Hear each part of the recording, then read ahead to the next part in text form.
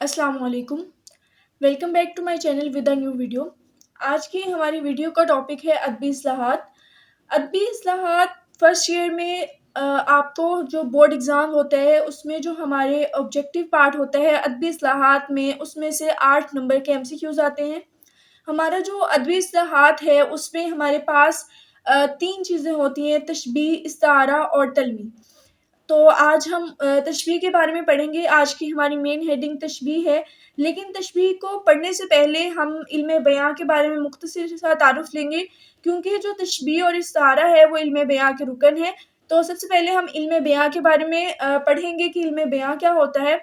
तो इल्म बयां के बारे में मैं आपको बताती चलूँ। बेसिकली इल्म बयां क्या होता है कि ये एक ऐसा इल्म है जिसके हम कवायद व ज़वाबित जानने से एक ही बात या मज़मून को कई तरीक़ों से बयान किया जा सकता है। यानी कि अगर इल्म बयान एक ऐसा इल्म है, अगर इसके कवायद व ज़वाबित हम जान लें, यानी कि किसी शेर को हम सुन लें तो उसको कई तरीक़ों से बयान किया जा सकता है। मिसाल के तौर पर जो हमारे पास गज़ल के शेर होते हैं, जब हम उनको सुनते हैं तो उनको हम अपने अंदाज़ में, जब उनकी तशरीह करते हैं तो उनको अपने अंदाज में बयान करते हैं। इसको इल्म बयान कहते हैं। इल्म बयान का मतलब जो है, इल्म बयान की वजह से चीज़ों की जो खुसूसियात होती हैं वो मज़ीद नुमायाँ हो जाती हैं। ठीक है जी। अब इल्म बयान के हमारे पास 4 अरकान होते हैं: तशबीह, इस्तारा, मजाज मुरसल और कनाया। तशबीह और इस्तारा हमारे सिलेबस में इंक्लूड है। मजाज मुरसल और कनाया जो है ये हमारे सिलेबस में इंक्लूड नहीं है, तो अब हम इसको डिस्कस नहीं करेंगे। आज के हमारे टॉपिक की जो मेन हेडिंग है वो है तशबीह। आज की इस वीडियो में हम तशबीह को डिटेल से पढ़ेंगे। तशबीह के बारे में हर चीज़ को, हर पॉइंट को अच्छे से डिस्कस करेंगे, और मैं उम्मीद रखती हूँ कि इस वीडियो के बाद आपको तशबीह का जो कॉन्सेप्ट है वो बहुत अच्छे से क्लियर हो जाएगा। तो जी शुरू करते हैं तशबीह के बारे में। सबसे पहले हम तशबीह की जो है तारीफ़ की तरफ आते हैं। तशबीह जो है एक अरबी ज़ुबान का लफ्ज़ है। इसका मतलब मुशाहबत पैदा करना होता है, यानी कि एक चीज़ को दूसरी चीज़ की मानंद करार देना, यानी कि एक चीज़ को बिल्कुल दूसरी चीज़ की मानंद करार देना, उसको तशबीह कहते हैं। तशबीह का मतलब होता है यानी कि एक चीज़ को आप दूसरी चीज़ की तरह कह रहे हैं। मिसाल के तौर पर हम कहते हैं कि इसका चेहरा फूल की मानंद है, यानी कि हम चेहरे को फूल से तशबीह दे रहे हैं, तो ये हमारे पास तशबीह की मिसाल आ जाती है। ठीक है जी।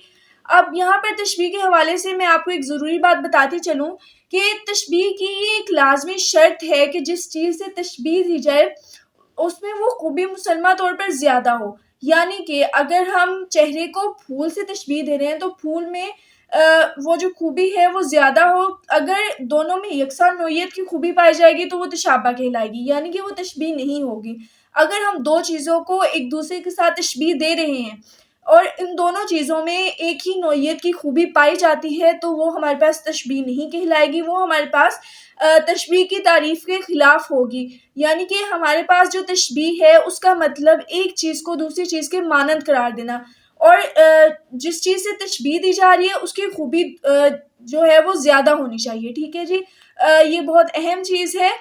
तशाबा कहा जाता है अगर दोनों चीज़ों में यकसा खूबी पाई जाए, उसको तशाबा कहा जाता है। नीचे हम मिसाल की मदद से इसको समझते हैं। जिस तरह हमारे पास यहाँ पर 2 मिसालें मैंने लिखी हैं। इस चश्मे का पानी बर्फ़ की मानिंद ठंडा है, यानी कि ये हमारे पास तशबीह है। हम चश्मे के पानी को बर्फ़ के साथ तशबीह दे रहे हैं, उसकी ठंडक को हम बर्फ़ के साथ तशबीह दे रहे हैं, तो ये जो है बर्फ़ की मानिंद ठंडा है। अब इसकी ख़ुसूसियत इसकी निस्बत नुमाया है, यानी कि मुसलमा तौर पे इसकी नोयत की खूबी ज़्यादा है। ठीक है जी। अब जो हमारे पास दूसरी मिसाल है वो ये है कि इस चश्मे का पानी उस चश्मे की मानंद ठंडा है, यानी यानी कि ये हमारे पास तशाबा होगा। इस चश्मे का पानी दूसरे चश्मे की मानंद ठंडा है, यानी कि एक चश्मे के पानी को हम दूसरे चश्मे के पानी के साथ जो है मुशाहबत दे रहे हैं, तो ये गलत होगा, ये हमारे पास तशाबा होगा, ये हमारे पास तशबीह नहीं होगी। जब भी आपने एक चीज़ को दूसरी चीज़ के साथ तशबीह देनी है तो जिस चीज़ के साथ आप तशबीह दे रहे हैं वो चीज़ उससे मुख्तलिफ होनी चाहिए। अगर आप एक ही चीज़ को दूसरी चीज़ के साथ तशबीह देंगे तो वो आपके पास तशबीह नहीं होगी, वो तशाबा कहलाएगा।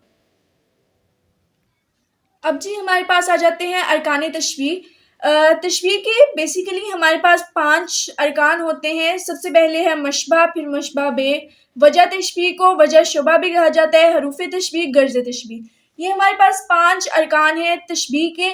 اب سب سے پہلے مشبہ کسے کہتے ہیں؟ جس چیز کو تشبیہ دی جائے، یعنی کہ ہم جب ایک چیز کو دوسری چیز سے مشابہت دیتے ہیں، مثال کے طور پر ہم جو ہے کہتے ہیں کہ اس کا چہرہ پھول کی مانند ہے. اب کس چیز کو تشبیہ دی جا رہی ہے؟ چہرے کو. ہم چہرے کو پھول کی طرح کہہ رہے ہیں، تو ہمارے پاس جو چہرہ ہے وہ مشبہ ہوگا. اسی طرح مشبہ بے کیا ہوتا ہے؟ جس چیز سے تشبیہ دی جائے. اب ہم چہرے کو پھول سے مشابہت دے رہے ہیں، تو ہمارے پاس جو پھول ہوگا وہ ہمارے پاس مشبہ بے ہوگا. ٹھیک ہے جی. اب وجہ تشبیہ اور وجہ شبہ کیا ہے؟ وہ مشترک خوبی جو مشبہ اور مشبہ بے میں پائی جائے، یعنی کہ ایسی خوبی جو مشبہ اور مشبہ بے میں پائی جائے اس کو ہم وجہ تشبیہ یا وجہ شبہ بھی کہتے ہیں. ٹھیک ہے جی. اس کے بعد ہمارے پاس حروف تشبیہ آ جاتے ہیں. وہ حروف جو تشبیہ دینے کے لیے استعمال کیے جائیں ان کو ہم وجہ تشبیہ کہتے ہیں، جیسا کہ مانند، مثل. یعنی کہ ہم جب تشبیہ دیتے ہیں تو ہم کہتے ہیں کہ اس کا چہرہ پھول کی مانند ہے، یعنی کہ اس میں جو مانند لفظ استعمال کیا جاتا ہے وہ ہمارے پاس حروف تشبیہ ہے. ایسے حروف جو ایک چیز کو دوسری چیز سے مشابہت دینے کے لیے استعمال کیے جاتے ہیں ان کو ہم حروف تشبیہ کہتے ہیں. اب ہمارے پاس جو غرض تشبیہ اس کا مقصد، یعنی کہ غرض تشبیہ کیا ہے؟ جس مقصد کے لیے تشبیہ دی جائے اس کو ہم غرض تشبیہ کہتے ہیں. ٹھیک ہے جی. جو غرض تشبیہ ہے اس کے حوالے سے ایک اور بات بتاتی چلوں کہ غرض تشبیہ کا ذکر تشبیہ میں موجود نہیں ہوتا، البتہ قرینے سے معلوم کیا جاتا ہے. جو غرض تشبیہ ہے یہ رکن تو ہے، لیکن اس کا ذکر جو ہے ہمارے پاس تشبیہ میں نہیں ہوتا، لیکن ہم اسے قرینے سے معلوم کر سکتے ہیں. اب ہمارے پاس اس کی مثالیں آ جاتی ہیں. یہاں پر میں نے 2 مثالیں لکھی ہیں. اس چشمے کا پانی شہد کی طرح میٹھا ہے، اور دوسرا میں نے ادبی شعری اصطلاحات میں سے ایک شعر لیا ہے کہ ناز کی اس کے لب کی کیا کہیے، پنکھڑی گلاب کی سی ہے. اب ان دونوں مثالوں میں ہم دیکھتے ہیں کہ مشبہ کیا ہے، مشبہ بے کیا ہے، وجہ تشبیہ، حروف تشبیہ اور غرض تشبیہ. ان 5 ارکان کی نشاندہی کریں گے ہم اس مثال کی مدد سے.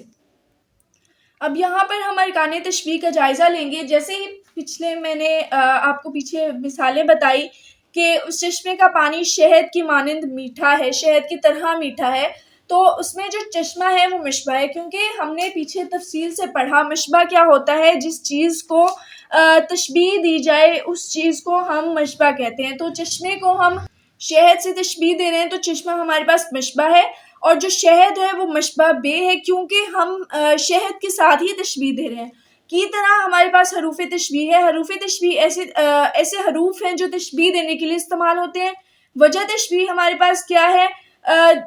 جو وجہ تشبیہ ہے مشترک خوبی، یعنی کہ ہم نے پڑھا وجہ تشبیہ کیا ہے؟ ایسی مشترک خوبی جو مشبہ اور مشبہ بے میں پائی جائے وہ مٹھاس ہے. یعنی کہ چشمے کا جو پانی ہے ہم نے پڑھا شہد کی طرح میٹھا ہے، تو چشمے کا پانی شہد کیا ہوتا ہے؟ شہد میٹھا ہوتا ہے ہمارے پاس. تو چشمے کا پانی یہاں پر اس مثال کے ذریعے سے ہمیں یہ سمجھایا جا رہا ہے کہ جو چشمے کا پانی ہے وہ شہد کی طرح میٹھا ہے، یعنی کہ جس طرح شہد میٹھا ہوتا ہے اسی طرح چشمے کا پانی میٹھا ہوتا ہے. تو اس میں ہمارے پاس جو وجہ تشبیہ آ جاتی ہے وہ ہمارے پاس آ جاتی ہے مٹھاس. اب غرض تشبیہ یعنی کہ جس مقصد کے لیے تشبیہ دی جائے، چشمے کی پانی کی مٹھاس کو نمایاں کیا ہے. یعنی کہ اس مثال میں ہمارے پاس جو چشمے کا پانی ہے اس کی مٹھاس کو نمایاں کیا گیا ہے. اس مثال کے ذریعے سے آپ کو سمجھ آ چکی ہوگی کہ ہمارے پاس مثال تھی کہ چشمے کا پانی شہد کی طرح میٹھا ہے. اب چشمہ ہمارے پاس مشبہ ہے، شہد مشبہ بے ہے، اور کی طرح حروف تشبیہ اور وجہ تشبیہ ہمارے پاس آ جاتی ہے مٹھاس. اور غرض تشبیہ یعنی کہ جس مقصد کے لیے ہم تشبیہ دے رہے ہیں اس کا مقصد کیا ہے؟ مقصد یہ ہے کہ چشمے کے پانی کی مٹھاس کو نمایاں کیا جانا. اب ہمارے پاس جو دوسری مثال تھی وہ ہم نے شعری اصطلاحات میں سے لی تھی. ہمارے پاس جو شعر تھا کہ نازکی اس کے لب کی کیا کہی ہے، پنکھڑی گلاب کی سی ہے. اب ہم نے لب کو گلاب کی پنکھڑی سے تشبیہ دی ہے، تو جو ہمارے پاس مشبہ ہوگا اس شعر میں وہ ہوگا لب، اور جو مشبہ بے ہوگا وہ گلاب کی پنکھڑی ہوگی، کیونکہ مشبہ کا مطلب ہوتا ہے جس چیز کو تشبیہ دی جا رہی ہے، اور مشبہ بے جس چیز سے تشبیہ دی جا رہی ہے. ٹھیک ہے جی. تو لب ہمارے پاس مشبہ ہوں گے اور مشبہ بے ہوں گی گلاب کی پنکھڑی. اب حروف تشبیہ ہمارے پاس جس طرح اس میں کی طرح تھا اور اس میں کی سی ہے، یعنی کہ نازکی اس کے لب کی کیا کہیں ہے، پنکھڑی گلاب کی سی ہے. تو اس میں جو کی سی ہے یہ حروف تشبیہ ہے. اب وجہ تشبیہ کیا ہے؟ نزاکت، یعنی کہ جو گلاب کی پنکھڑی ہوتی ہے اس کی نزاکت اور لبوں کی نزاکت کی وجہ سے ان میں جو مشترک خوبی ہے. وجہ تشبیہ ہمیں بتایا کہ جو مشترک خوبی ہوتی ہے اس کو ہم وجہ تشبیہ کہتے ہیں۔ تو لب اور گلاب کی پنکھڑی جو ہے ان کی مشترک خوبی کیا ہے؟ نزاکت۔ اب غرض تشبیہ یعنی کہ جس مقصد کے لیے ہم تشبیہ دے رہے ہیں، اب ہمارے پاس غرض تشبیہ کیا ہے کہ لبوں کی نزاکت کو واضح کیا گیا ہے۔ اس میں ہمارے پاس اس جو تشبیہ کا مقصد ہے وہ یہ ہے کہ یہاں پر لبوں کی نزاکت کو واضح کیا گیا ہے۔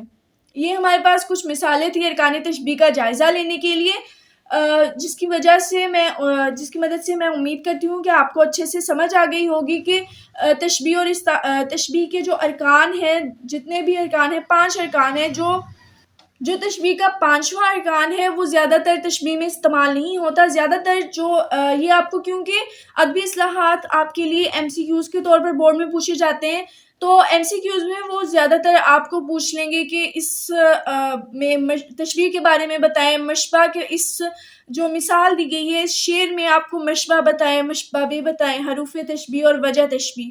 وجہ تشبیہ میں پھر سے بتا رہی ہوں، وجہ تشبیہ ہوتی ہے یعنی کہ مشترک خوبی، کہ کس خوبی کی بنا پر ان دونوں کو ایک دوسرے سے مشابہت دی گئی ہے۔ اور تشبیہ کے حوالے سے بہت امپورٹنٹ بات جو میں نے شروع میں بھی آپ کو بتائی کہ جو تشبیہ ہوتی ہے اس کی جس چیز سے آپ مشابہت دے رہے ہیں اس چیز میں وہ خصوصیت زیادہ نمایاں ہونی چاہیے۔ اگر وہ خصوصیت نمایاں نہیں ہوگی تو اس کو ہم تشبیہ نہیں کہیں گے۔ یہ ایک ایسا پوائنٹ ہے جس میں اسٹوڈنٹس اکثر جو ہے غلطی کر دیتے ہیں۔ یہ دیکھیں، یہ شروع میں بھی میں نے آپ کو دکھایا تھا، تشبیہ کی تعریف کے نیچے ہی میں نے نوٹ کے ہیڈنگ بنا کر یہاں پر یہ چیز آپ کو واضح کی تھی، کیونکہ یہ ایک ایسی چیز ہے جس کی وجہ سے اکثر جو ہے اسٹوڈنٹس غلطی کر دیتے ہیں، جو کہ ان کے نمبرز میں نیگیٹو مارکنگ کرتے ہیں، کیونکہ آپ کے بورڈ کی ایگزام میں سب سے زیادہ اہم جس میں آپ کو پورے نمبر مل سکتے ہیں وہ آپ کے ایم سی کیوز ہوتے ہیں۔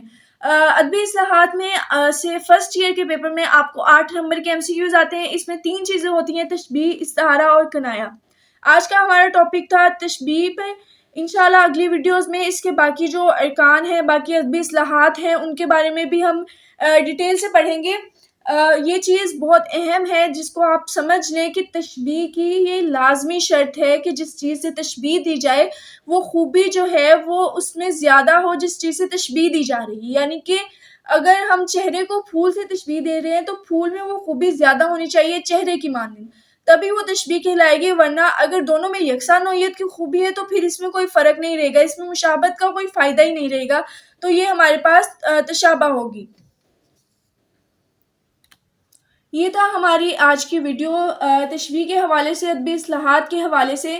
میں امید کرتی ہوں کہ یہ ویڈیو آپ کے لیے کافی ہیلپ فل رہی ہو۔ اگر آپ کو یہ ویڈیو پسند آئی ہو تو چینل کو لائک، شیئر اور سبسکرائب ضرور کیجیے گا، اور مزید ویڈیوز دیکھنے کے لیے بیل آئیکن کو پریس کر دیجیے گا۔ اللہ حافظ۔